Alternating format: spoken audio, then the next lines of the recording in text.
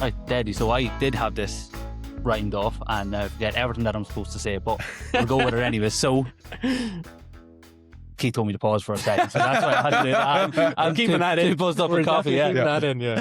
For suspense. Welcome back to another episode of the Two Eejits Talking Fitness podcast. I'm Eejit number 1, Jack McGailey, and this is Eejit number 2, Keith O'Rourke. What's up, everybody? And today on the podcast, we have someone who's been in the industry over 20 years. Over 20 years? Thank God I didn't indulge in the first 5 minutes. I shaved some of the grey hairs off yesterday. So you didn't look it. You didn't look it. You look nice and young. When you've been in the industry for that long, you've done and seen everything from level 1 to level 10. And Larry has coached everyone from every end on the scale, from people who've struggled to eat takeaways, struggled to stop eating takeaways, and get off the couch, right up into rugby players, GA players, and pro level bodybuilders. But over the last while, or last year, he's had the monumental task of coaching Keith to look like what I would call a prime Tom Cruise. So I don't know if that's an insult or a compliment. That's the first thing I thought of when I seen that photo. Larry, a little bit taller. I was going to say a little. Yeah, I but hope there's a bit. I'm not standing on a box like he tends to do in a lot of his sheets. Yeah. Before we get stuck into this, what was it like coaching Keith? Was it tough? Was it easy?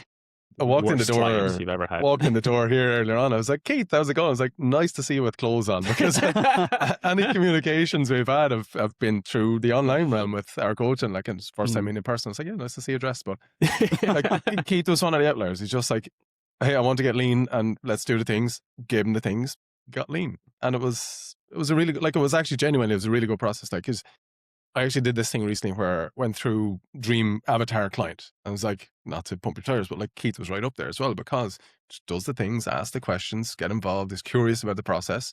Obviously being a coach, you're knowledgeable as well, but still you didn't just like, aye, captain. You were curious about learning from it as well too, which is like, from my side, it's really easy to coach someone, even though there might be like technically more work in it.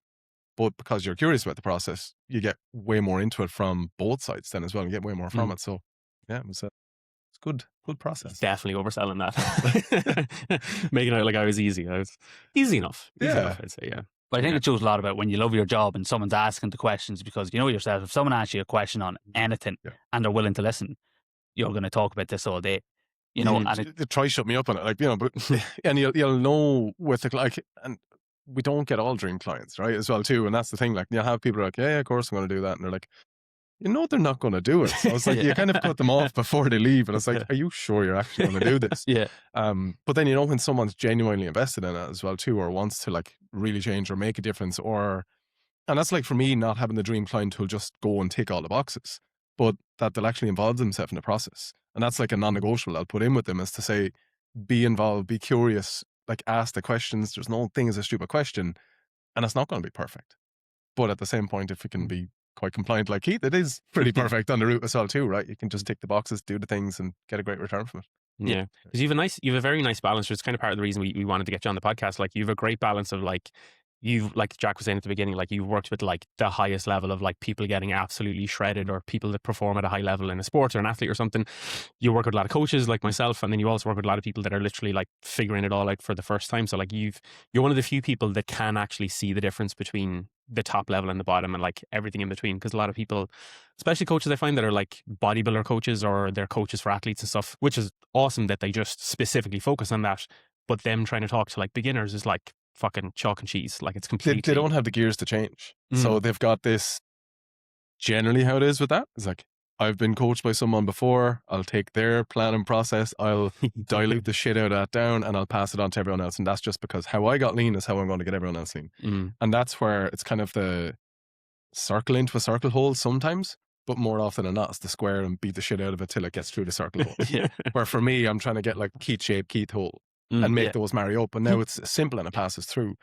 And it should be a really easy process if you pay attention to that and know the gears to change and to adjust and alter for that individual, if you've onboarded them properly in a way that you understand their needs, their demands, the lifestyle, the goal, but then also what's going to make them tick. Because I know you wanted to get shredded when we got to that point. You wanted to get lean first, we set it all up, got you shredded, but made you aware of all the different steps, but you were also in a position to be able to do that as well.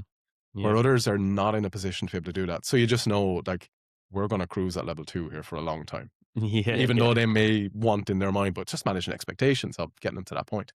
So yeah, it is like knowing the gears and the strings to pull, when to push, pull, pause is the key thing. Because again, you'll have Mary wants to go out on the weekend, and it's like, can we just not have 3 bottles of wine this weekend? Well, maybe we'll peel it back to 2 versus like elite level professional, some rugby players that I played or worked with that were down to the minute detail of their minutes prior to a game. That is really critical and crucial that they're performing at the highest level. So it's a very different approach from one to the other. Or someone who wants to be able to see their pancreas secreting insulin because they're that lean. It's like very different, you know? Is that a specific ask you've had someone come in saying that? It's an old Milos Sarachev thing. It's like, get so lean you see your pancreas secreting insulin. Like, and it's like you get that lean. There's other analogies that I'll probably say for another day. There was one particular one I remember you said to me. It's the first time I ever heard it, and it's like as soon as you said it, I was like, that is the most graphic. I know what you're going to say. Yeah. I don't know. So I used to have. Apologies for the editing on this. This is going to have to happen. I had a t-shirt when I was competing in bodybuilding. I had a t-shirt and it had team #dickskin on the back of it. So like without the visual representation, or maybe you want to drop some graphics in on this. It's like we leave the graphics off. When you're dick skin lean, you can see through your skin basically. So that's kind of like, again, that's level 12. Do you know what I mean? Like not many people will ever get there. Not even many bodybuilders get there. But it's like, when you're that lean, there's just no fat left. Yeah. Not many people need to do or want to do that. Or probably should ever experience that as well too. Yeah. It's the people that come in. I always find with folks kind of early enough in their journey where they're like, I want to get real lean. And I'm like, do you know what real lean really means? Like, I'm always like, what's your version of real lean? Yeah. Because and if they are kind of like, I want to look like this person, I'm like, okay, that's still, you're a good chunk of time away from looking like that, if you ever even want to actually look like that. So like you said, I think it's that explaining the process of like, here's what the next 6 months would look like, and then the next 6 months if you want to get there. And when people know that, then they can make the decision of like, okay, do I actually want that or not? Versus just signing up with a coach and be like, fill out this form and I'll spit out a program at you. And it's like, let's see what happens over the next couple of months. Or telling them they're going to get lean and they're like, why is life terrible and I still don't look great? Yeah, because like, how many people ever came to either of you and said, I want to feel awful? What's your goal? To feel as miserable and awful as physically possible. It's like no one ever signed up for that, but inadvertently through coaching they kind of end up getting there without ever wanting that. It's like, I want to feel good. I'm going away on holiday with the kids in 12 weeks. Okay. Chicken and broccoli it is. You know, we're going to do miserable things that are completely misaligned with the goal to get to a sustainable outcome, you know. And I'll give you a refeed once a week of, you can eat a chicken curry with a fork to not eat any of the extra sauce. Like, it's so miserable. Like. Use the real little tricks there. That's the secret people are looking for, Larry. Chicken curry with a fork. You know, that's the thing someone would hear and be like, class, that's what I need to do. And an old training partner of mine, shout out to Hickey, used to do that. And he'd have his like chicken and rice throughout the week, but then he'd have a chicken curry and rice over the weekend, but he'd eat it with a fork. So he's not... Don't get half the calories. Yeah. I slag him all the time. Love you, Brian. Yeah. Well, come here. The topic for this week, we're touching on it there. We wanted to break down, make this kind of like as useful an episode as we possibly can, looking at, let's say, the levels of fitness and what different levels can look like if you're thinking about signing up with a coach or getting started on your journey. So thinking about it from a level 1 being you're just starting off in your fitness journey, getting started, and kind of looking at it from like that level 1 to 5, getting to the point where you're like, you're in good shape, you're doing this is just part of your life. Then maybe level 5 to 7, getting in like real good shape, and then level 8 and above where it's like dick skin territory. You're into that kind of area. So if we were to, let's say, start off looking at that like level 1 to 5, let's say, for people that are just getting started on their fitness journey, what are some of the things, if someone's watching this, that are actually important for them to focus on from your perspective that'll actually start moving the needle? And we'll touch on a further end line, I guess, but what are some of the things that you see people thinking they need to focus on in this area that is like, just don't worry about that yet? Yeah. It ultimately, regardless of the goal, all boils down to energy balance. It's just how severe the goal is will dictate how severe the interventions you're putting in around that, right? So if you've got someone who wants to start versus someone who wants to like go to level 12, you're still looking at their sleep. You're still looking at their movement. You're still looking at their nutrition.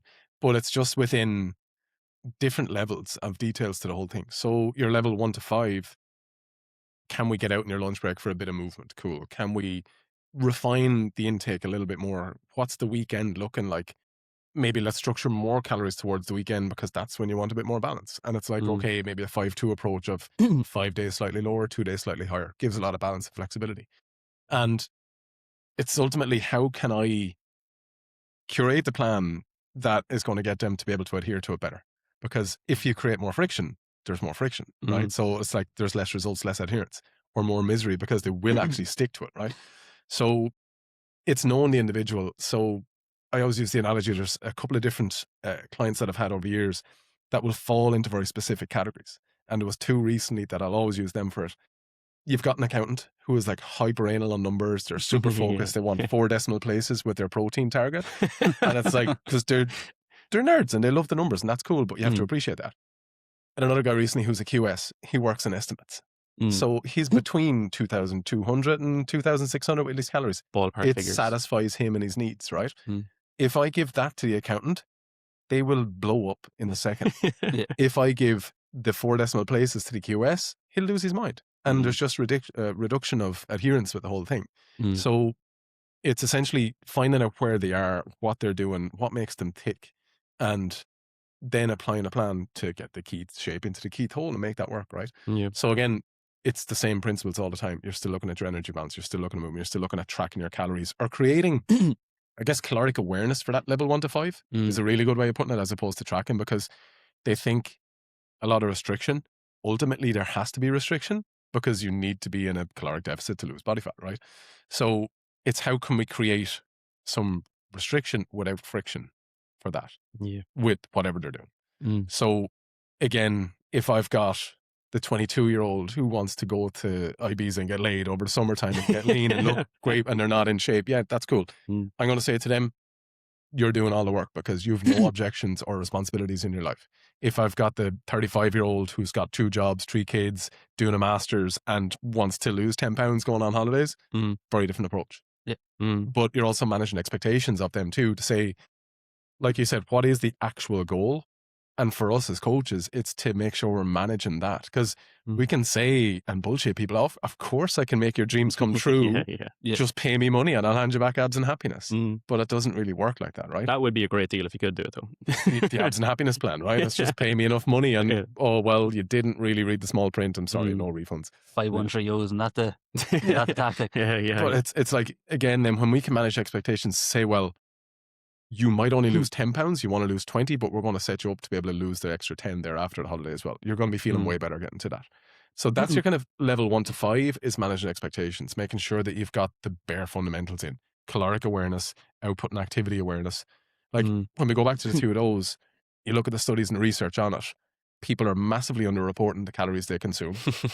And then they're massively overestimating the amount of output and activity they're doing by up to 50% on both. So when you kind of track calories, people will tell me they're on 2,000 calories. I'll actually put them on 2,000 calories and now they're down 2 kilos within the first 2 weeks. You weren't on 2,000 calories. I'm not going to say that to insult them, but all of a sudden we realize, it's not magic. It's just that they're actually aware of the extra food they're consuming. Because again, when you're at that level 1 to 5, you're going to be unaware because you're unskilled in practice. Like fat loss is a skill because it's the art of repetition of being able to do simple things more often and frequent, right? And adjusting your lifestyle to manage that. So when you build up the scale exposure to that and the repetition and time, they get very good awareness. Now they're probably ready to move to that level 6 plus thereafter, because you can't put the cart before the horse and jump ahead of this as well too, right? So now they've created caloric awareness, they've created output and activity awareness, they've created lifestyle awareness. So this to me is like building the foundations of the house. That'll dictate how big the mansion can be on top. So again, if the foundations are crumbling, it's not going to sustain or not going to withstand or sustain any of that as well too, right? So the better the foundations are, better we can do more long-term fat loss and actually sustain it.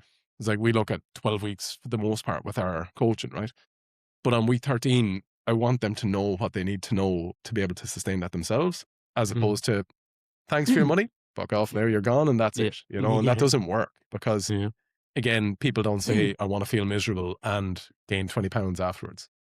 It's not the thing. Like, has anyone ever said that to either of you? No, at all. So it's our responsibility as coaches to kind of create that awareness, that platform for them to be able to work off, but keep it more long term. Which from our side is probably a shit business model because you're turning over more people because you're making more responsible adults within that as well too. Yeah. So to kind of come back to it, level 1 to 5, caloric awareness, output and activity awareness, lifestyle awareness, that they're kind of aware of their environment, of how hypercaloric are all the foods that are around them. Yeah. Do they realize that every Thursday when someone brings in the donuts into work that they're having 2,000 calories of probably unnecessary food that's coming in? Yeah. Or kind of the YOLO days as well too. Mm. So another, like, for those who are kind of unaware of it, like the Saturday, Sunday is 28% of the week. Friday, Saturday, Sunday, 42% of the week. So when you can kind of say, okay, I'm going to pull that 42 to 28. I'm going to pull the 28 to 14. It doesn't have to be perfect, but now there's a massive chunk back in my favor. That more likely Monday to Friday, I've got a good bit of structure. Now it tends to be no structure on the weekends at all. So when you pull that back into your favor, now all of a sudden the magic is happening. But we're still saying, have the foods you want and enjoy in moderation within caloric control. No YOLO on it when you have a big meal out on a Friday and you're back on it on Monday, like many will do. Yeah. Now all of a sudden you just get more consistent and there's more fat loss happens. And now all of a sudden you're kind of down 10 pounds without really dieting as such. You've just made lifestyle modifications. And I think that's the huge part of it, because you're a byproduct of everything you do with the 7 days of your week, with the 30 days of the month, with the 365 of the year, right? So there is some imbalance there if you're carrying excessive body fat or body fat you want to lose to a degree. Then once you can just modify that slightly, put it back in your favor, it is relative. Like, I don't want to downplay it, but it is pretty easy when you can just modify it. But when you make it so easy to do, like if I give you a plan, Jack, and say, can you do this? And you're like, hell yes. But then I give you the same plan to you, Keith, and you're like, hell no, that looks awful. It doesn't suit my lifestyle at all. You're going to get it. You're not. Yeah. Do you know, in terms of the actual result. So it's like, can we individualize that? Make it easy to stick to, do the thing. Yeah. Because just get enough repetition to achieve the fat loss, and you achieve the fat loss, you know? Yeah. I find that with the weekends that I nearly like clients going through that part where they realize the weekends are fucking them over, in the sense of, like, if we can be like, hey, if you can nail Monday to Friday and just don't fuck it up on the weekend. Just go on the weekend, have a bit more flexibility, but don't fuck it up. And then the first time they do that, they nail Monday to Friday, they see the difference on the scale Monday to Friday, they're like, class, that was unreal. And then they come back on Monday and the scale's shot back up. And that can happen just from, like, carbs, sodium over the weekend, and come back down a day or two later, which is fine. But when it happens once or twice and they're like, I'm not fucking seeing any progress, because it's like, why are you not seeing any progress? Because you're fucking it up on the weekend. You're going too YOLO on the weekend. And then that's back on them to be like, okay, now I see, you've told me, but now I see what I need to do, rather than just blindly doing it until you tell me to stop doing it, and then I just fuck it all up down the line. So it's that, like, almost like education through fucking experience. But like, they have to, because, like, if you put, I always use this thing with COVID as the example, and I hate to use the C word, but, like, it's like, we'll blank that out. Yeah, there was two camps. People either went all in on the fitness or just sacked it off completely, right? And those who went all in, they had no social objections. They had no, like, things to do. A lot of people didn't have work, unfortunately. There was other stuff going on, but, like, they were able to do 20,000 steps a day. They were able to go just hiking into the mountains and get lost. And, you know, they were cooking all their foods because they didn't have takeaways. But then it really sucked for them because they got so much in shape, but then the real world happened again. And they had to go back to their desk job of 8,000 steps a day or whatever, trying to get some activity in, going out on weekends because they hadn't seen all their mates.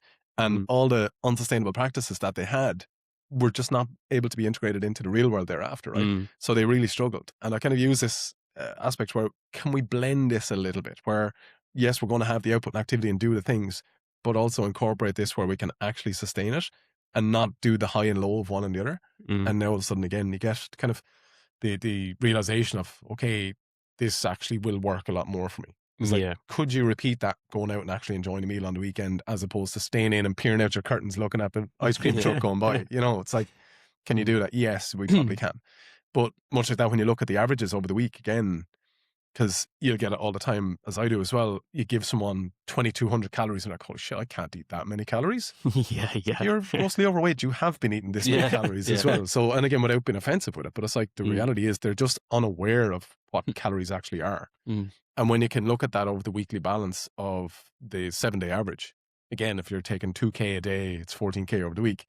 Let's go 18 Monday to Friday, but then 25 Saturday, Sunday, and we're still getting to 14K. And it makes life easy all of a sudden, where they'll be like, oh, this works. And I just don't have to blow the socks off it and go into 6K.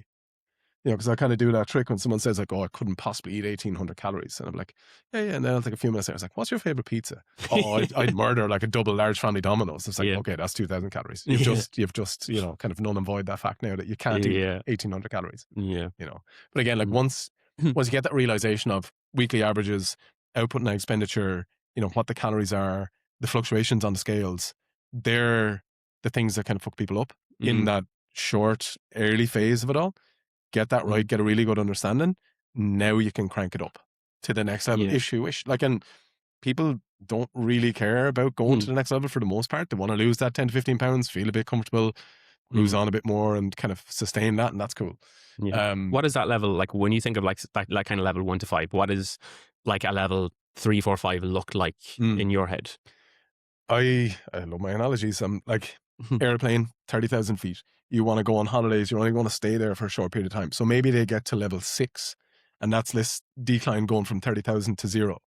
But now we want to get them back to like 3,000 to 5,000 feet after the holiday where they can now sustain it that little bit more and bring it back up with the caloric intake and not be like so maybe restricted on it that there's a lot more flexibility. That's the kind of, people don't realize they want to get there, but that's a real sweet spot because now you're only like 6 or 8 pounds away from like holiday shit. Yeah. As opposed to I'm always 20 pounds and it's just 20 up and down, 20 up and down, 20 up and down. So like getting like lean, looking great. Yeah. But then living maybe slightly beyond that in a more comfortable area. Yeah, because you have more dietary flexibility now. Your training performance is better. Your lifestyle is less, like I'd say less rigid or restricted, but it ultimately has to be somewhat restricted. But you've got more flexibility that you can say, well, okay, spontaneous meal out, cool, let's have it and enjoy it. But it doesn't really derail the whole thing because they've got those foundations in place that it's not this restrictive or reactive all or nothing approach. And having that where your output and activity isn't crazy high, your calories aren't crazy low, it's not hyper focused on everything. You're probably not even tracking at that point as well. Because now you've created an awareness from the level 1, 2, 3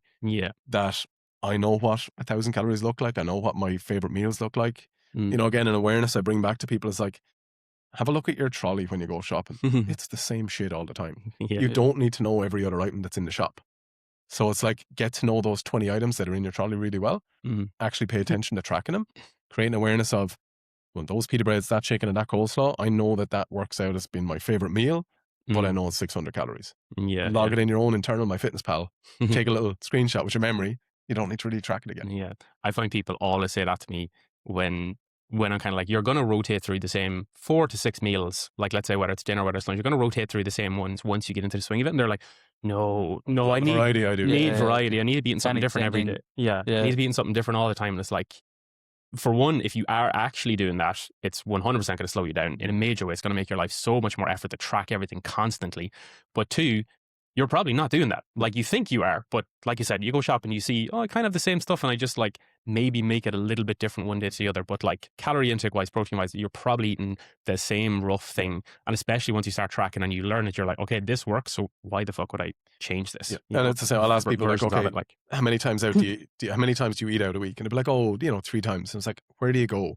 Oh, like we always go to X, Y, and Z. And I was like, how many different things do you get off that menu? I was like, I always get the same stuff all the time. It's like, okay, so you don't have much variety in your just learn that. You know there's 50 things on the menu, but you know you're going to browse through them, but you still know you're only going to get that one thing all the time. Just learn that. I know they don't have them on the menus over here, but I love when clients go to the UK and eat out because the UK have the menu or the calories and stuff on the menu.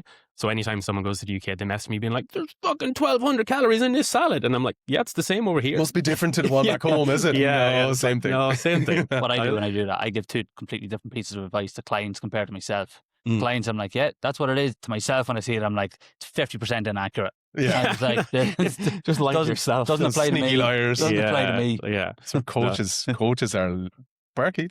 The worst clients you'll have because I know how to undo that. You know, if I piss around on the weekend, it's like because I know stuff. You know. I was gonna say, I remember chatting to you early on where you're like, you seem fine, but like coaches are like tough to coach because exactly you said we all.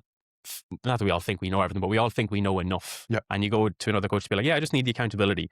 And like you do, but at the same time, like, even though you know you almost know to the point where you think you just can get away with shit that but you just can't really get away with program sometimes. hop and you'll like bias the same training all the time because well, this is the thing I did like 8 years ago and it worked and I like it. But it's like you're not really progressing as well too. You know, they kind of stick to the same things and the same habits. But yeah, coaches are an interesting niche to get into as well too. But like to go back to it again, like your different levels.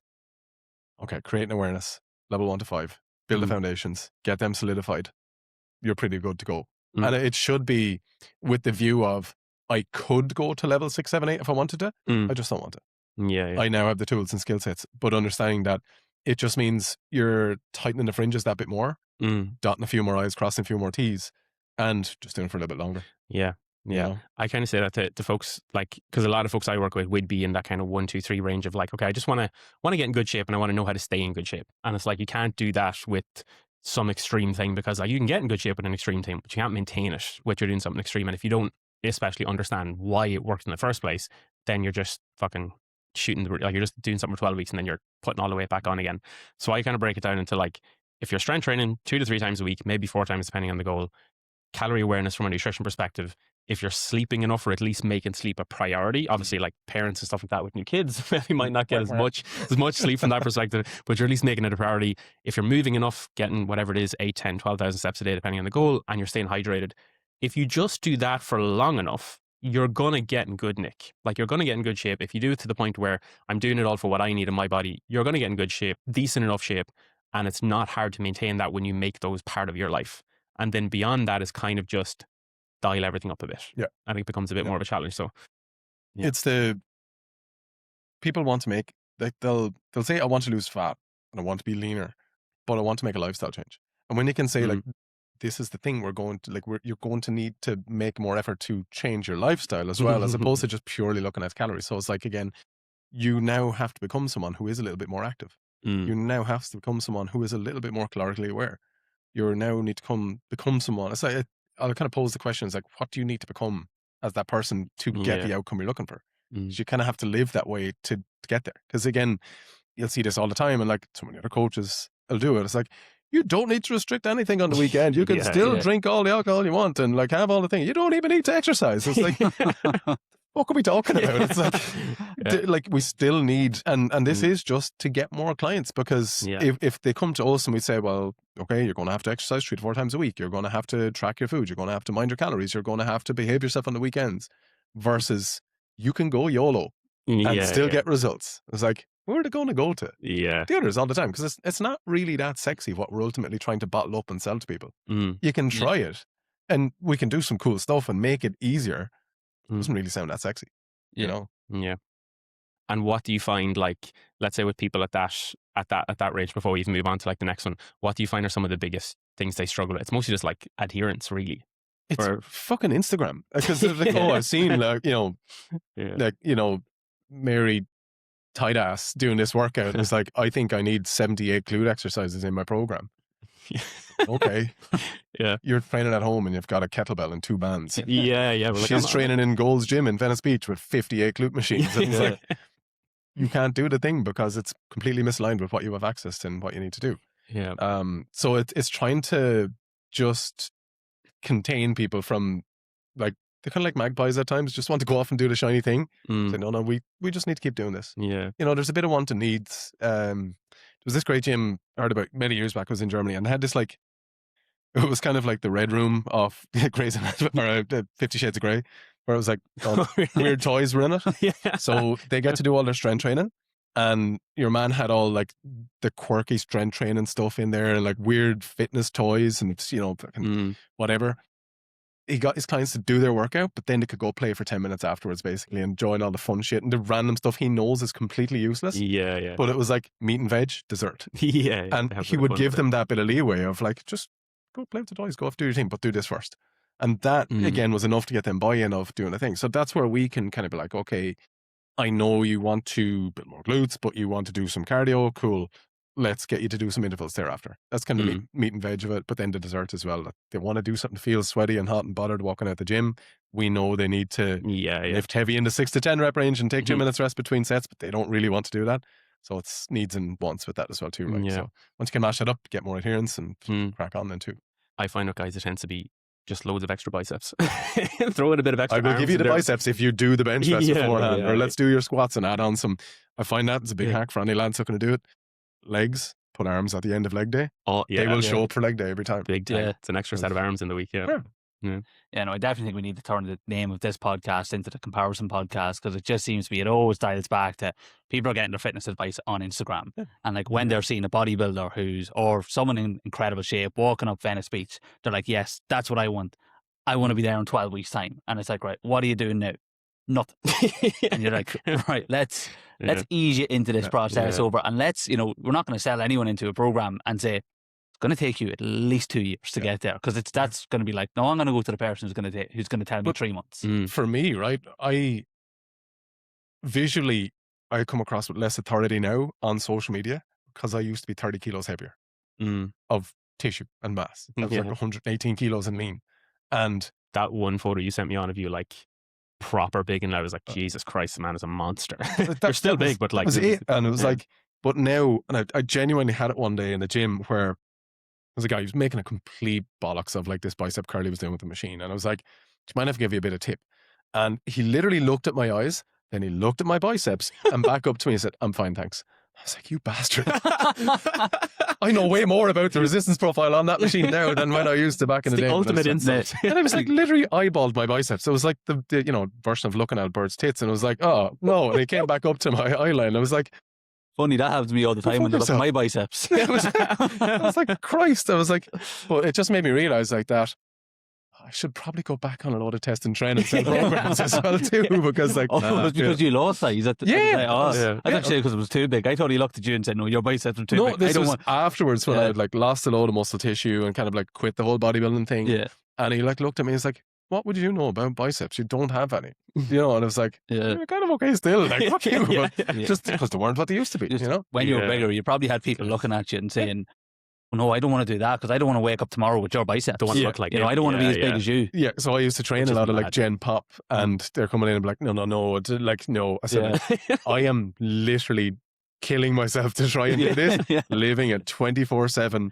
I haven't missed a meal in like 7 years, haven't missed a rep in 7 years. I was like, trust me, you're not going to. It's like going for a jog and like afraid you're going to turn into Usain Bolt. I was like, it's not going to happen, right? It's that F1 analogy. I always use it with people when they're like, I'm following CBum online. I'm following all the bodybuilders, and like I'm doing the bodybuilder. Like whenever someone comes to me and they're like, I'm training like 2 to 3 times a week, and you like they have no muscle mass, they're trying to get started. Yeah, and I'm doing like chest. I'm doing like CBum's chest workout on a Monday, and then I'm doing this person's back workout. I'm like, you do not need to be doing chest and back workouts. Like you need to be doing like full body splits where you're spreading as much load and getting as much across your body as possible within a week, or however way we want to split it. But like when people are trying to learn what to do from a bodybuilder, and a bodybuilder is making content towards other bodybuilders, they're not talking to you. It's not that a bodybuilder can't. They obviously know what to do, but they're just not talking to you in that moment. But like if I see a carpenter making a house, right, he has to physically make that house with his skills.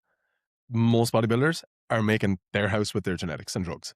So it's not comparable to say, well, you look like you know what you're doing versus, some guy who's juiced up out of his mind. Now, there's some incredibly knowledgeable bodybuilders, again, so many of my good friends and would be for years. They're incredible coaches, do a great job.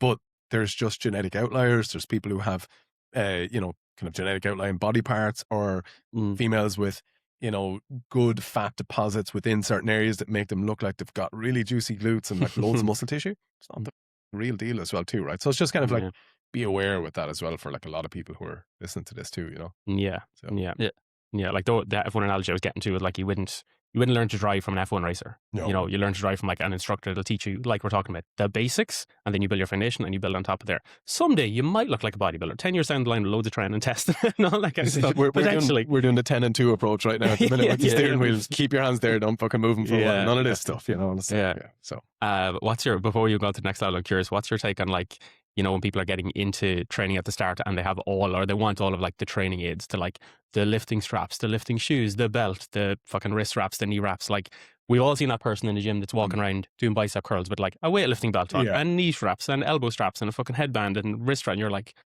what is going on here? Like, the nose clips are big now. Yeah. So if you see someone who is wearing a belt and knee wraps and sleeves and lifting shoes when they're doing biceps. You need to stop ticking the box on the shopping cart and putting everything in, or you're trying to validate that I've spent 500 quid on all this extra gear and I need to use it.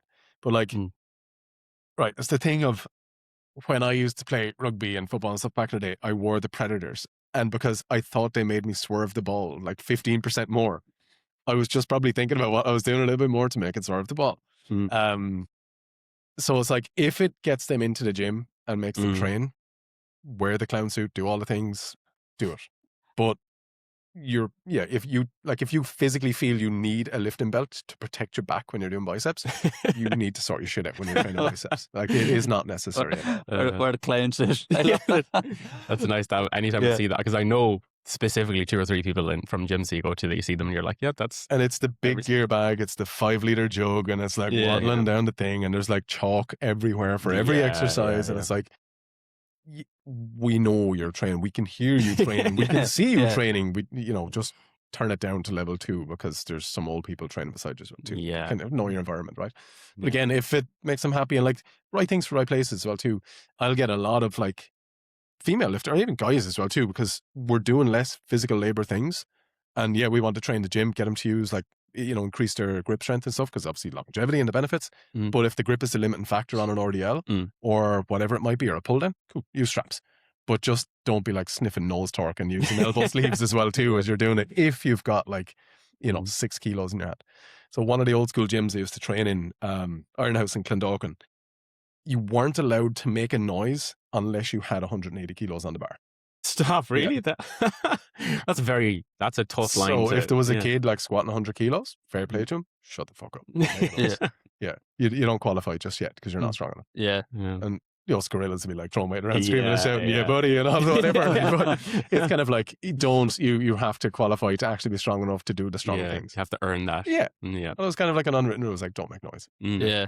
I remember cringing when I was about 17 or 18, like drinking every night, or drinking maybe 4 nights a week, and a bit of a pot belly, but then like probably 70, 75, 76 kilos, but wearing blood flow restriction bands to do bicep curls. And I'm there, and I actually have a couple of pictures from back then with the Gymshark t-shirt bet to my belly, and I'm like, oh, that's I said, it's great for content now, my story. Back at the old version of you. Since then, I've been a little bit better with the basics about 10, 11 years later. So I suppose that just segment. But you learn from it as well too, right? Because everyone is like keen, and like we're very influential, and when you're being heavily influenced at that point of like, well, maybe I do need that thing, like, because I've got the like Muscle and Fitness magazine from 1996. It was like the thing that got me into training. It was an Arnold Schwarzenegger special. And it was kind of, I'd love to show it to you. It's like literally just about like hard training. And he was like, 3 sets of 10 with the majority of things, and like split up your body parts and do all that. There was no fancy stuff. It was like some weird muscle building supplements towards the tail end of it. And that was it. But now you see it, it's like more and more common, because they're trying to reshape the wheel a bit as well too. And kind of like, how do we sell stuff to people we've sold all the stuff to already? So let's bring out our own band of belt, of resistance straps, of whatever, cuffs, stuff like that too. But unfortunately, the majority of people are using the likes of the cuffs and the resistance profile and all this crap. Like, I've done all of those workshops and seminars, events over the years. People don't know what they're doing with them. Like, and it's just, they're actually slowing down their progress. So, the basics work, right? Unfortunately, it's just like the diet, it's like the lifestyle, nutrition stuff. Do the boring basics really well, you're going to get progress. I suppose there's a level then when you're doing the basics well, where you've been doing it for a while. You're in good shape. You feel like you're in good shape. Your energy's good. You're strong. For lads, you typically fit well into a t-shirt. You've no excess body fat hanging over. For women, you're probably wearing nice dresses. You're comfortable and confident in it. But like, we know then there's a couple of different levels still above that, where when you take your clothes off and you're wearing it, your swimsuit, your jocks, whatever it looks like, you get that little bit leaner. I've always seen myself as someone who like sort of maintains, if we're going on this level, between a 5, sometimes around Christmas I might go down to a 4, and then sometimes in the maybe 2, I go down to a 2. But then like coming up to the summer, I'd say, you know what, I want to tighten things up and go to a 7. What would then be that sort of middle ground where you're going from someone who's just, you're in shape, but then it's like, I've got a holiday coming up. You've got the basics already. What would you tighten from there? It's the whole reverse engineering. So again, like, we'll go back to the shoot. It's like, okay, here's where we need to be for that. Let's go back to see exactly where we are now. And it's the Google Map analogy, point A, point B. Let's figure out where the starting point is first, and then elaborate it out from there and just manage expectations.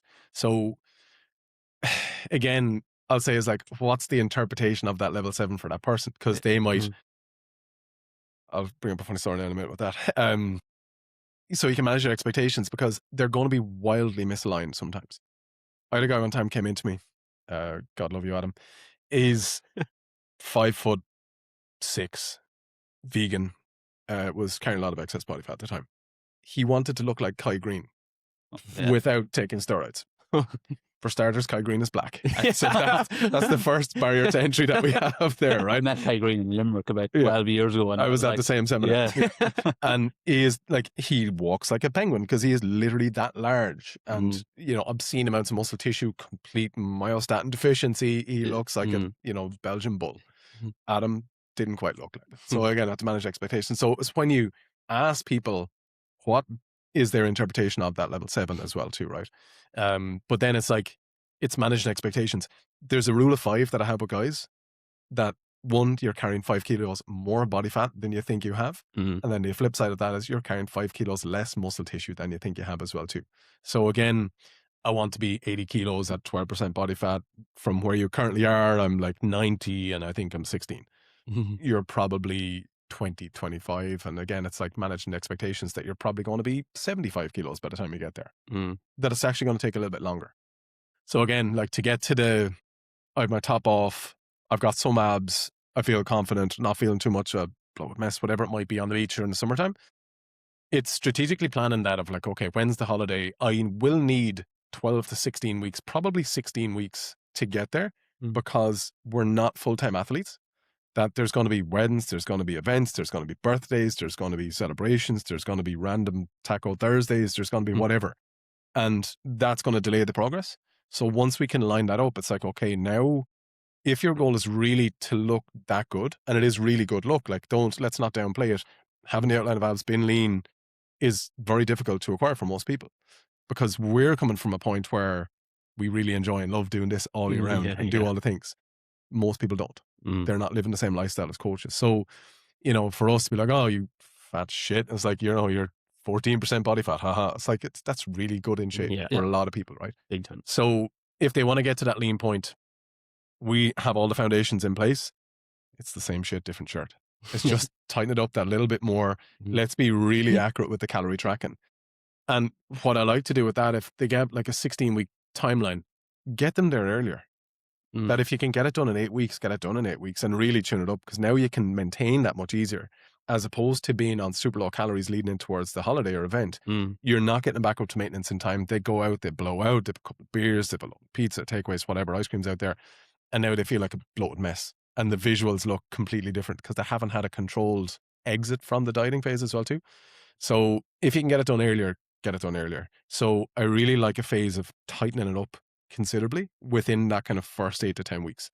But really mapping out where is the speed bumps, where are the roadblocks, where's the work travel, where's the events, where's the things we need to be mindful of. Because the good weeks are going to be the good weeks. And I'll use the traffic light analogy all the time. It's like green is go, crack on, do all the things. You know, training volume is high, recovery is great, sleep is good, adherence is fine. Do it, crack on. But it's the amber weeks where, okay, I've got 2 red eyes this week to London and I've got a bit more of a work conference. I'm not going to have all my meals prepped for that day. How can we make that amber week a little bit more green as opposed to perfectly green? And then the red weeks where some life stuff happens, a little bit more serious, whatever it might be. How can we make that red week a bit more amber? Because now it's blunting that big response of, I've not lost 2 kilos for the last 3 weeks and I'm way behind and I need to go harder.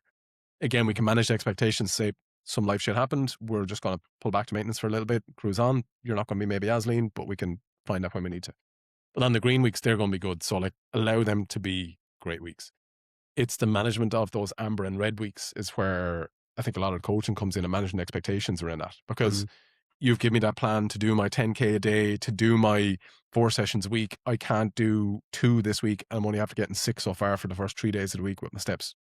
Fucking them off plan now because I can't do it. So again, for us to be able to manage expectations and say, that's actually okay. We're going to bump them up a bit on the weekend, or we're not going to sack it off till next Monday. We're going to have a look at where we can actually pull the ball back into our court. Because now it gives them that sense of, I actually can manage the shitty weeks. And all of a sudden, yeah, I've had all the lifestyle stuff in play, but they were a lot of green weeks, and I didn't really get tested till that happened. Mm. And the longer you need to diet for it, the more shit that's going to pop up. It's just natural. There is going to be more stuff because it's more time lapse, and we don't have the ability just to kind of tune out and put ourselves into a bubble. So when we can get them to, again, just realize it's not actually that bad. World didn't end. Mm-hmm. Still doing okay. I'm progressing. I've got the ball in my court. I'm just not going to sack it off for 4 days of the week. Because again, people, when you're a little bit leaner, you've been dieting a little bit longer, you can get a bit more fucked off of it as well too. It's kind of like, the first 6 weeks, it's all shiny. It's the honeymoon period. Oh, this is cool. I'm losing fat and I'm enjoying it. So I can track my calories again. It's like steps. It's just single sleep. It's like bollocks. It's like, there's a lot more stuff. But it's just I feel like of that. the people around you notice that. I find like you'd see my wife when we were doing the shoot last year, I felt totally fine the whole way through. Like, yeah, it was challenging near the end, and like you find yourself maybe like I'm a little bit like I'm feeling it in those last kind of like 6-8 weeks, let's say. But afterwards she was like, you were like a pain in the arse those last 4-6 weeks. She was like, you were way more irritable. Like you were just like way less patience than usual. And it was like, I didn't notice that. Yeah. But she was like, I noticed that big time at the end. Because you're just like, I need to do the things I need to do. And if anything is knocking me off that, I'm like, no, fuck. Because I'm in that zone. So it is interesting where like you don't necessarily, you do notice it, but you don't notice it as much as someone that's around you all the time is like, you're a fucking pain. You can be oblivious because it becomes your new normal as well, right? And for me, like after been through, like personally, so many different phases or guiding so many others through, I'll say, Jack, over the next 10 weeks, you will have days where you're going to feel shitty. You will have days where you're probably going to be a bit snappy, but I also need you to understand this is not war we're going to. It's not that fucking serious. You're tracking your calories and you're exercising. Yeah. It's not, because I kind of reframe it back to people. I'm like, you do realize this is a very luxurious thing to do. You're intentionally eating less calories and you're intentionally exercising in a warm, air-conditioned gym. This, like, take the war paint off, man. And like, take off the nasal strip, take off the war paint, put down the straps. We're all okay. Because again, like people can get hyper-focused, and I was like, they'll see through social and stuff that you need to be so locked in 24/7 David Goggins mode. Like David Goggins sits on the side of his bed and procrastinates like fuck sometimes as well too. It's like understanding that it's not just a highlight reel all the time. That you will have days, because we're all human, that you will be a bit snappy, and the missus might say, the diet is really making you change. It's not making me angry. It's like, exactly. I'm fine. Don't tell me about that. It's like, and you're looking at her, and it's like in Father Ted where they're all after giving up the stuff for Lent, and there's like a rollerblade going by, and they're like a cigarette talk, and she's like a chicken fillet, like with some chocolate or whatever. Like, hey, look at the tasty there. But there will be times, and once we can manage those expectations of saying, I'm not saying this is going to happen, but more than likely this is going to happen. You need to be aware, and it needs to be on your radar to not be a dickhead. Yeah. This as well too, because they can, and they can get very like engrossed in it, and it's awesome that they get engrossed in it, but be very involved, be very switched on, be very clued in, but don't let it shift. Yeah. And I kind of find that as well whenever someone is at that level where they're like, I want to do like, whether they're saying like I want to do a photo shoot, or they're like I want to get like I'm in good shape but I want to be in like great shape. It's like, cool, just you need to be aware of what that experience is like. If we're gonna get there, we're like you said, we're saying it's going to be 12 or 16 weeks. We're timelining it out. We're not just being like wishy-washy. Yeah, we'll get there when we get there. It's like you're doing it for a period of time. Some of that period of time is going to suck for you. It's going to be tough. It's going to be challenging. You're going to have tougher days. You're going to be hungry. It's just the reality of it. And if you're willing to do all that, fucking happy days, let's do it. You're going to look class at the end. It's going to be deadly. It's going to be well worth it. You're going to look like prime Tom Cruise. Like prime Tom Cruise, yeah. Look at a taller Tom Cruise. Definitely better. I'll rephrase it to people again, like where they're going into kind of a bit of a bitching mode. I'll be like, there's a book I want you to go buy or download on the Audible that's like called The Forgotten Highlander. Don't know if you've ever read it. Get it if you haven't. It'll give you some really good perspective on like what shitty things are and what are not. Like, do you know what I mean? And you're like, perspective. Like, okay, I'm walking on a treadmill here to get some extra steps in and doing some cardio. I am not, trudging through Asia as a locked up prisoner of war like this gentleman was, and he has suffered some horrible things and getting tortured daily and stuff. And it's like I used to watch like I had this kind of thing where my mates who would have prepped me over shows and stuff would have called me diet proof. But it was purely from a mindset of like, this is luxurious. Yeah. I am intentionally eating less calories. I am intentionally doing more exercise and activity. I would have watched all of Furious Pete's vlogs. I don't know if, like that's proper OG YouTube stuff, right? If you're under 30, you might know who Fury is. But No, I've Hasn't no a clue, idea. hasn't No a clue. idea. so You probably taught him in school. Yeah, I'm in school with him. Yeah, he, not that fucking old. Jesus he would have Christ. logged a lot of his stuff back in the day, right? He had cancer multiple times, and he would have exercised and trained through like his cancer. There's a picture of him or a video of him deadlifting, I think it was like 600 pounds when he was like during chemotherapy. And I was like, if he can do it, like I'm fine. Yeah. You know, like I remember like one of the days he was like, he was ringing the bell, like when you finish your treatment and stuff, and he was ringing the bell and it was coming out. And I was like, on a treadmill, I start crying. I was like, this is easy. Like, this is no problem. Let's do another 60 minutes. And I was like, it just all of a sudden gives you this perspective that it's like, it's just exercise. Yeah. And I think that's the huge thing with like, if you're trying to like get in shape, that's where a coach is so, even that's the reason like a coach like me goes to a coach like you in the sense of like, I know 10 weeks in, I'm going to have a shitty week, or I know I'm going to be tired. I know I'm going to be like, oh, fuck, I'll just do a bit less steps because I'm tired, or it's fine. Whereas when you have a coach that's like, like you're grand, just get on with it. Like, don't get me wrong, there's some lifestyle issues where you're like, we got to work around that. But like sometimes you're just like, oh, I'll skip today's session. You're like, no, I can't because. Or you see a check-in is not coming in. It's like, what's up, man? Yeah. I see you there. You're dodging me. What's going on? What's after happening? Yeah. And you never did, in fairness. But like you'll see it, and you'll know someone has kind of removed himself a little bit, or you see it's been seen, or you see they haven't logged in something. It's like you kind of message them, say, listen, everything is fine. I don't know what's after happening. If there's something up, please let me know. I'm here to support, here to guide. I'm not here to give you shit that if you have gone over your diet, or if you have missed a session, or if some life stuff has happened, it's all okay. This is not life or death, and we're here to manage it. Because like, again, like we get people coming in that have had like some really poor experiences where, you know, I don't care that major life event has happened to you. I need you to log your calories. It's like, you don't realize what's going on. Like there's more important things in those people's lives as well. And it's actually okay to have those little moments where you pause it and crack on then after. You know, so it's to us to, again, manage expectations that's okay. You know, we can have those moments because life is going to happen. So again, let it happen and then cruise on. One of the things you mentioned just before we segment on today, where we talk about few dick skin. But you said you had the rule of 5 for lads. Is it different for women? So you said lads typically have 5 kilos more fat. Would you manage expectations differently for women?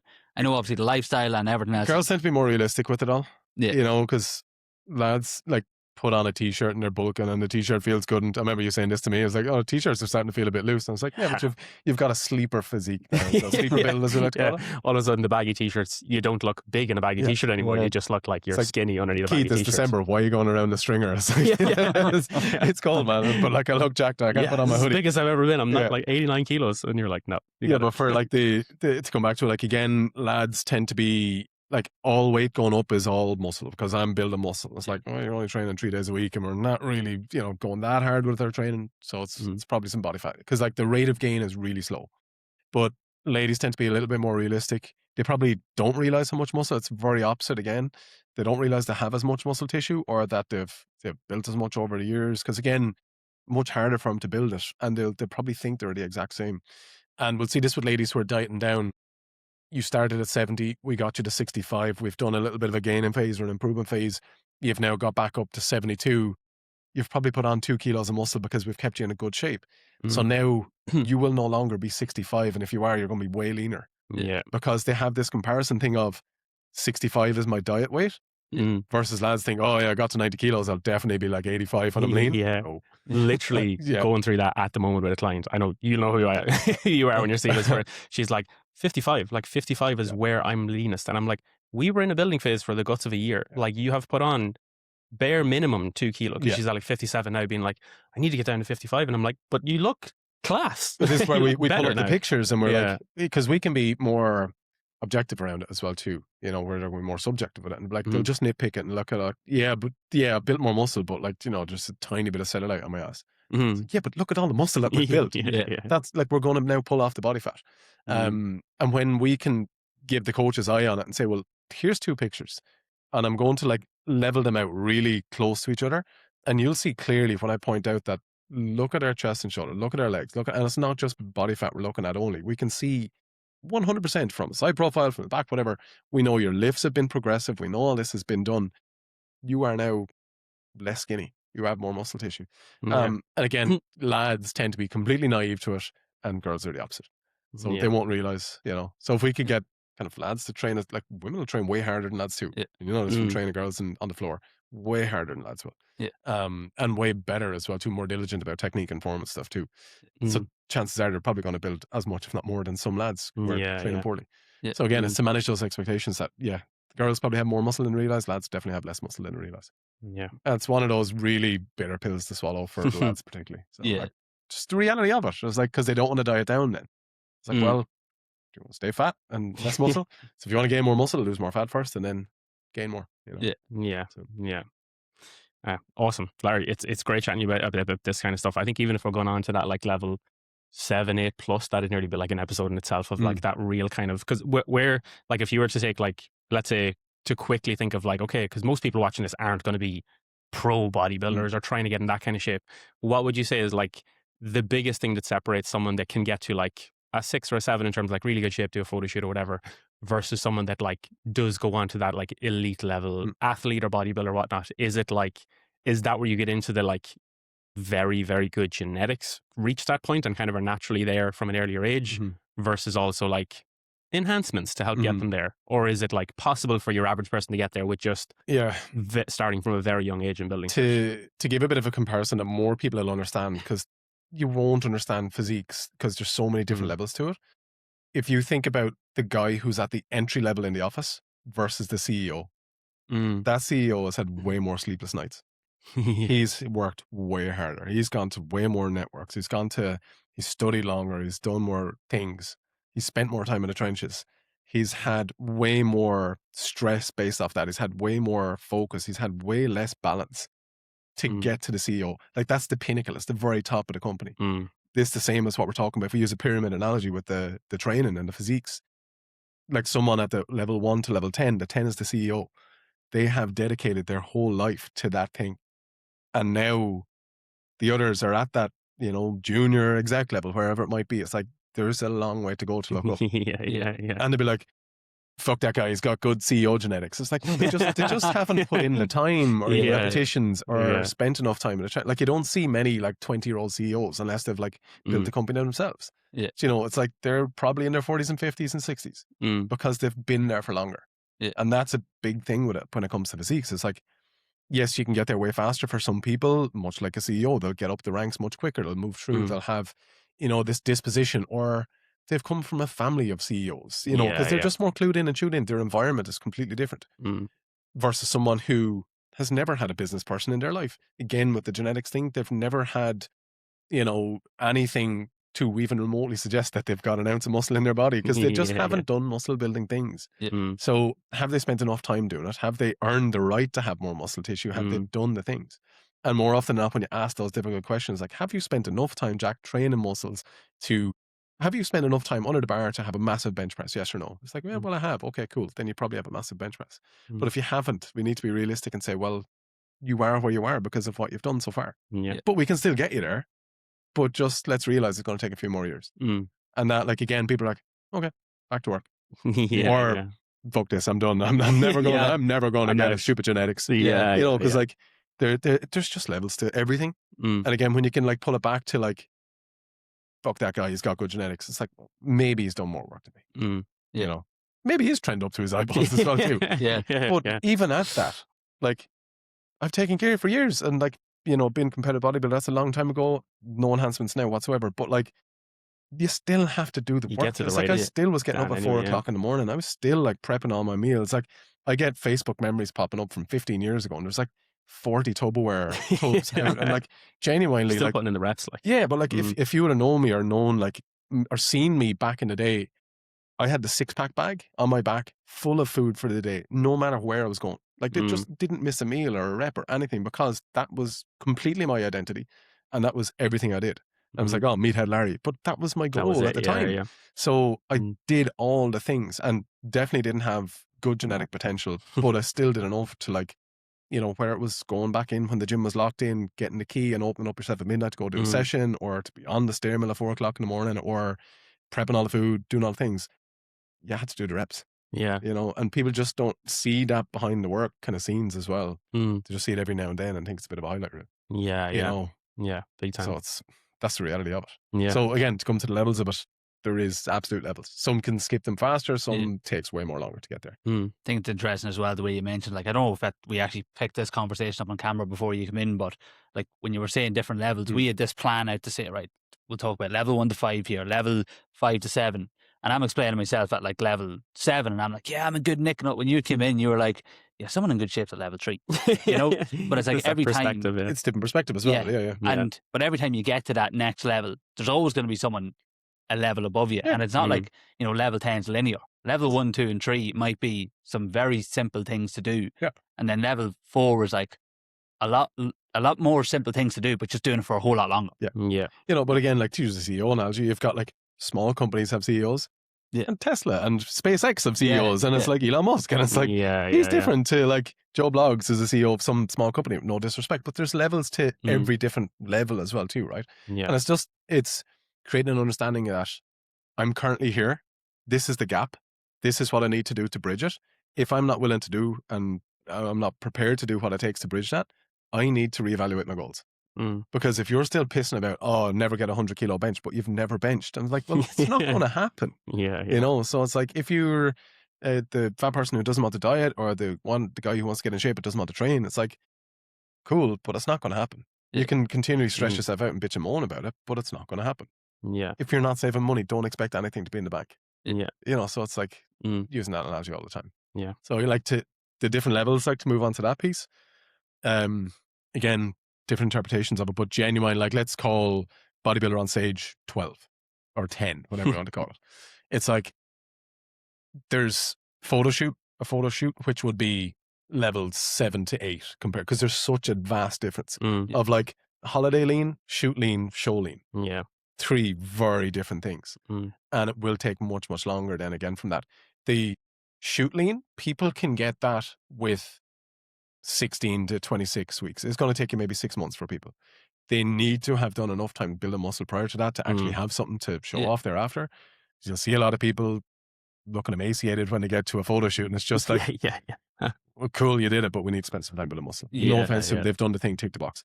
But the levels thereafter, again, like you're not allowing yourself to get as fat. You're really meticulous with your training, your tracking, and the level of rigidity that goes up along with each next level. Like the bodybuilders are not like getting loosey-goosey with the food at all. They know exactly what there is. They are on the same food every single day. They are at the gym at the exact same time every single day. They are doing the same thing every time. They are like meticulous about their sleep. It's just part of their life. No different to like professional footballer. He's like ticking all the boxes to do that. Then the shoot, like coming down below that, you know, you can get that in 16 to 26 weeks for the majority of people. Beach lean, you can do that in 12 weeks for the majority of people. But it just takes that extra level of detail up along each time. Yeah. You know, that you cannot miss. You can't miss anything if you want to get to bodybuilding stage. You can miss some things if you want to get to photo shoot. You can probably miss a lot of things and still get in shape for the beach if, you know, in context with it. Yeah. Now, if you're listening to that, don't go like smashing a milkshake and burger just because I said that. You still need to I don't need to aware. be late at all anymore. Yeah, it's like I don't need to do the thing. Yeah. It's like, again, there is levels of attention to detail and levels of intensity. But the problem is that people are doing the level 10 thing to get to level 5. Yeah. And that's where it gets really diluted by a lot of people who get into the industry just from doing a shoot themselves. This is easy. I hate my job. I can get to copy and paste plans for people and just give them that. Yeah. And now all of a sudden they do a shoot and they get other people to do a shoot, and it's this copy and paste. Yeah. But the problem is it's this roundabout of always doing a shoot. Like always doing a shoot. That's the reason you're like, if you sign up with me, you're doing a shoot. Yeah. Like, no. Don't want to do it. I'm the shoot guy, and like, well, you should really do a shoot. You know, I had a girl I helped out with some coaching before. Her very first day in the gym ever, like she came in a horrible place and really, really bad position. Her very first day in the gym, she got an induction. It happened to be with the wrong person, who was a competitive bodybuilding coach. She put her hand out to press the green button to start the treadmill. She said, just press go. Your man saw her arms and he's like, you're really lean. Have you ever thought about doing a show? That was her induction. Within 30 seconds, she was told that she could go do a show. Therefore, she started her very first 16 weeks in a gym ever was a prep. Jesus Christ, that's ludicrous. Where she was put on chicken and broccoli, 800 calories a day, told to take drugs by the end of it. Oof. Like, clean, T3, the whole 9 yards. Don't worry about losing your menstrual cycle. This is normal.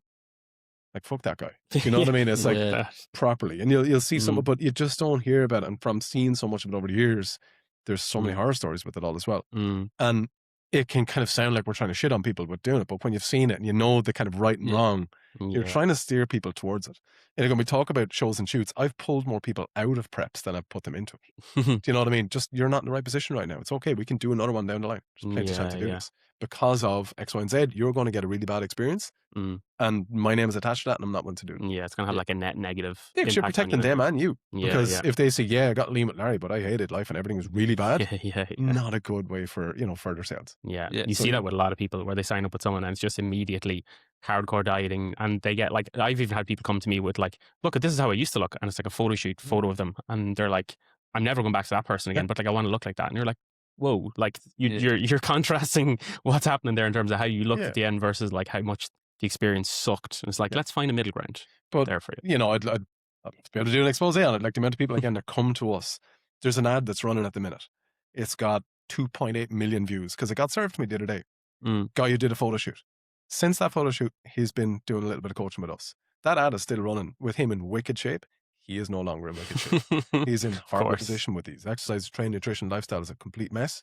But that's been advertised on socials. Come coach with me. This is what you get. Yeah.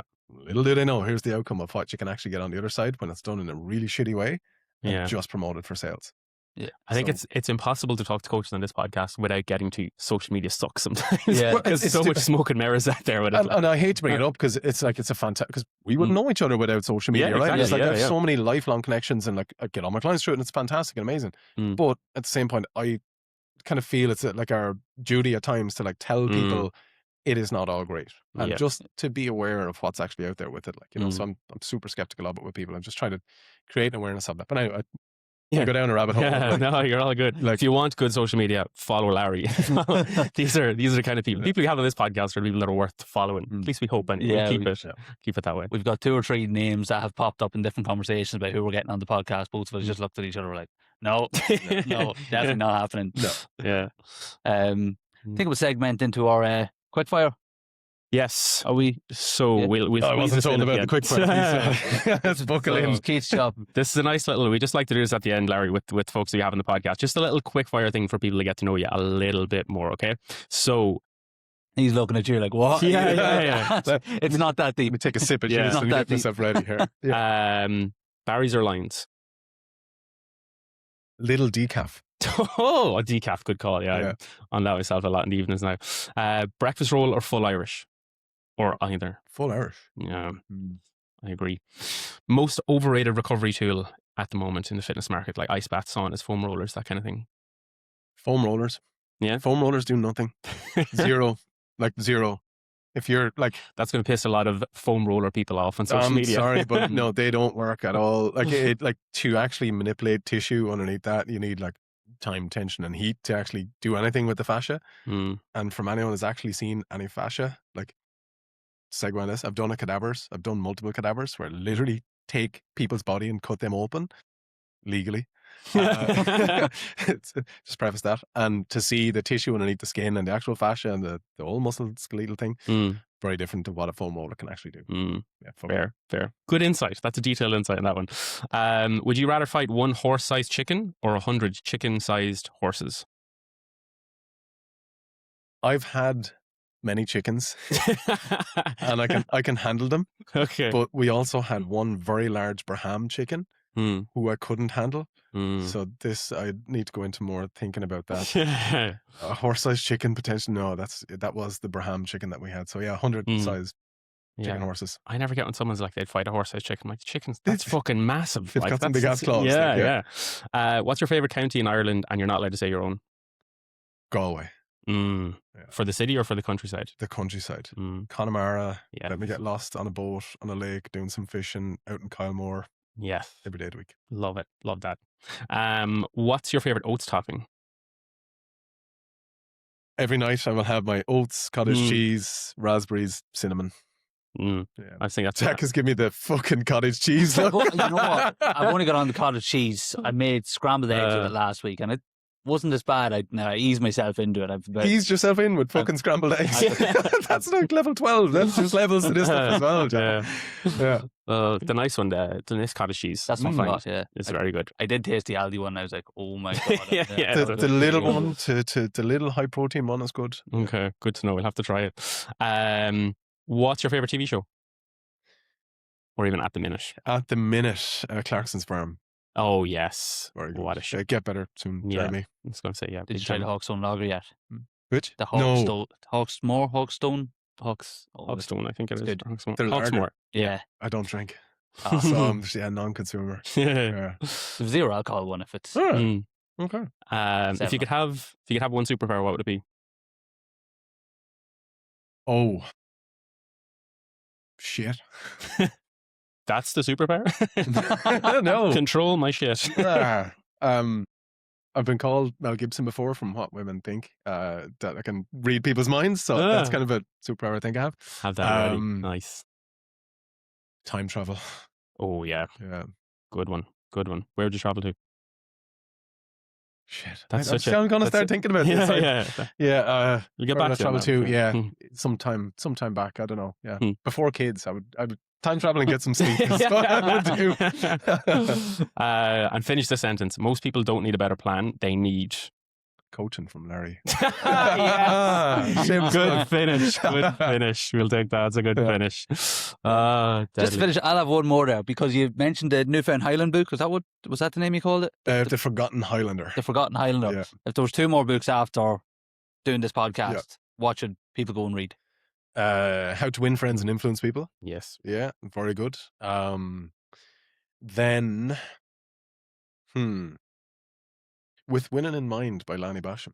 Oh, I haven't heard that one. Yeah, he's a very interesting guy. I was fortunate to have a chat with him 2 years back on Zoom. Lanny is the 1968 Olympic champion for pistol shooting. He does a lot of mental management and kind of psychology around high pressure situations. Very interesting guy. His book With Winning in Mind. Is excellent. Yeah, no, that was more so a personal question then. It's just because I thought that the first recommendation sounded good. I'm going straight on to Audible on the way home. I was going to say Audible, yeah. Well, I think that's the wrap up for the 2 Eejits Talking Fitness podcast for today. Larry, it's been an absolute pleasure. Pleasure, gents. I don't need to ask you to plug your own stuff. You beat us to it. I've done it already. I knew it was coming. We'll tag everything that you do below this. But do you want to shout out your handle, your podcast, your name, your fancy name, your coaching program? I had to do this the other day. I was asked my handle. I was like, I had to go back out to my profile and look at it. So just Larry Doyle Coaching, ironically with that. It's way fine with everything, yeah. But and like DMs are always open. Like people are kind of, hey, don't want to be bothering you about it. Like, bother me. Just ask questions. And I'm not like one of those that plug coaching all the time, even though I just plug coaching. Here to help them, but people helper first.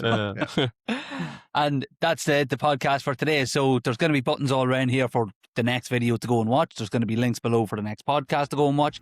Please like, share, subscribe, do all of this. I'm Eejit number 1, Jack McGailey. This is Eejit number 2, Keith O'Rourke. We'll catch you on the next one. See you next week. Happy days. Peace. Deadly. Peace, I love that. Who is it that always says peace at the end of the podcast? You know, like me and Daniel like have the kind of sign off. I was like, I'll always say, Daniel, until the next one. And I'll like throw in a curveball intentionally, and he just has this like awkward silence where he doesn't know what to say because I broke the sequence. Yeah. And he's like, wait. Just breaks off. Deadly. Cheers, This Harry. was the post-sex chat. I was like, how is it for you?